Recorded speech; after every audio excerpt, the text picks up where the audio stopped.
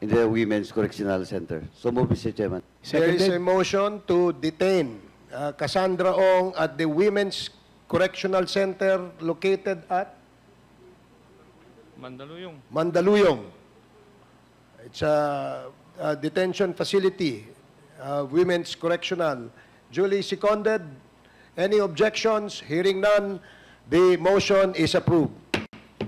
Subscribe to the channel kasi wala naman kayong magagawa. Hainan na sana sila ng warrant of arrest as prescribed by the Angeles City Regional Trial Court para sa mga kasong qualified human trafficking last May this year kasama si dating presidential spokesperson Harry Roque.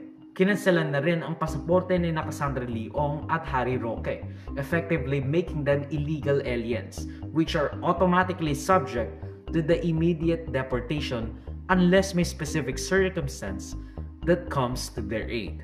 Sometimes foreshadowing is relatively obvious. Now, while the DOJ is now offering a 1 million peso bounty para sa mga impormasyong makakatulong sa paghanap kay fugitive Cassandra Leong, Harry Roque is still in Europe, lavishing dahil meron siyang pending na asylum case sa the Netherlands. Well, I'm formally announcing that after our meeting today, I'm filing formally for asylum here at the Netherlands. As soon as my application of asylum is received, I do have the rights to non-refoulement. Non-refoulement under international law means, number one, non-deportation until matapos yung investigasyon if I'm entitled to asylum status, and number two, non-prosecution for illegal entry. Pero legal naman ang pagpasok ko dahil meron akong visa. No?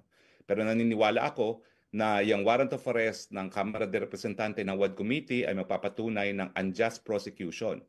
Dahil umano sa political persecution dahil sa suporta niya hanggang ngayon kay former President Rodrigo Duterte na nakadeteni ngayon sa The Hague, the Netherlands. Dahil ako talaga ay naging tapat kay Presidente Rodrigo Roa Duterte, hindi po ako nagsisisi.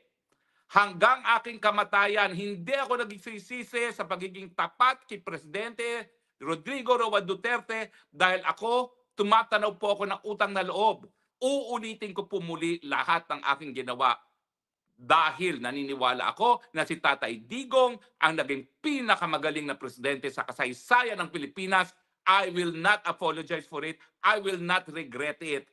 Subscribe to the channel kasi wala naman kayong magagawa. However, sinabi ng the Netherlands na hindi nila ipoproseso ang asylum application